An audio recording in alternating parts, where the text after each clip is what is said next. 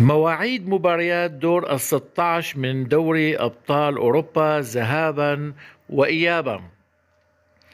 مباريات الذهاب ستجري في 10 من شهر آذار القادم. المباراة الأولى بين غلطة سراي التركي وليفربول الإنجليزي ستنطلق مباراة في تمام الساعة 9:15 مساء بتوقيت دمشق. المباراة الثانية بين أتلانتا الإيطالي وبايرن ميونخ الألماني ستنطلق المباراة في تمام الساعة 11 ليلا بتوقيت دمشق. المباراة الثالثة بين أتلتيكو مدريد الإسباني وتوتنهام الإنجليزي ستنطلق مباراة في تمام الساعة 11 ليلا بتوقيت دمشق.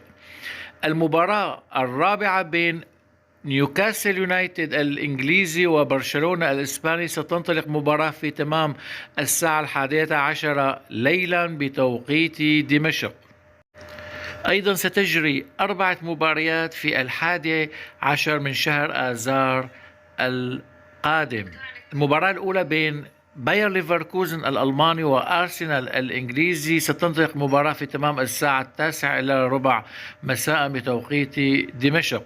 المباراة الثانية بين بودو جليمت الحصان الأسود للبطولة النرويجي وسبورتينغ لشبونة البرتغالي وستنطلق مباراة في تمام الساعة 11 ليلا بتوقيت دمشق. المباراة الثالثة بين باريس سان جيرمان الفرنسي حامل اللقب وتشيلسي الإنجليزي. المباراة ستنطلق في تمام الساعة 11 ليلا بتوقيت دمشق. المباراة الرابعة التي ينتظرها الملايين من عشاق كرة القدم في العالم بين الملكي ريال مدريد ومانشستر سيتي الإنجليزي. المباراة ستنطلق في تمام الساعة 11 ليلا بتوقيت دمشق. مباريات إياب دور ال16 من دوري أبطال أوروبا ستنطلق في 17 من شهر آذار القادم. المباراة الأولى بين سبورتينغ لشبونة البرتغالي وبودو جليمت النرويجي. المباراة ستنطلق في تمام الساعة 9:15 مساء بتوقيت دمشق.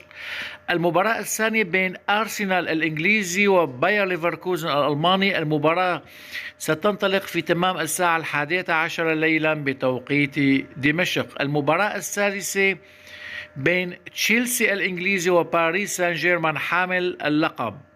المباراة بين الفريقين ستنطلق في تمام الساعة 11 ليلا بتوقيت دمشق.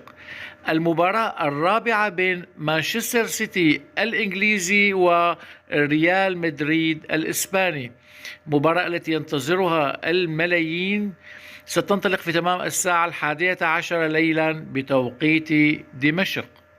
تستكمل مباريات الإياب من دور ال16 من دوري أبطال أوروبا في 18 من شهر آذار القادم. المباراة الأولى بين برشلونة الإسباني ونيوكاسل يونايتد الإنجليزي. المباراة ستنطلق في تمام الساعة 9:15 ليلا بتوقيت دمشق. المباراة الثانية بين بايرن ميونخ الألماني وأتلانتا الإيطالي ستنطلق المباراة في تمام الساعة 11 ليلا بتوقيت دمشق. المباراة الثالثة بين ليفربول الإنجليزي وغلطة سراي التركي. المباراة ستنطلق في الساعة 11 ليلا بتوقيت دمشق. المباراة الرابعة بين توتنهام الإنجليزي وأتلتيكو مدريد الإسباني.